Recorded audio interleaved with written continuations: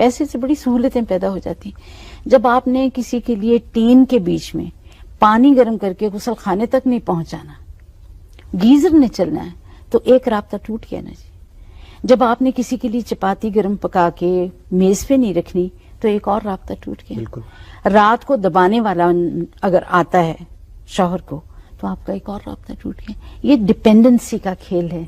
جتنے رابطے ہوتے ہیں ان کی اندر جو اصلی بیان ہے وہ یہی ہے کہ جتنے طور پر وہ آدمی آپ پر ایموشنلی, جسمانی طور پر, پیسے کے طور پر جتنی اس کی ڈپینڈنسی ہوگی اتنا ہی وہ جو رشتہ ہے مضبوط ہوگا.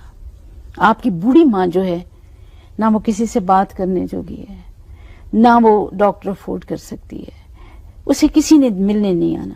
دیکھیے آپ کا بیٹی کا یا بہو کا اس کے ساتھ رابطہ کتنا مضبوط ہو جاتا ہے.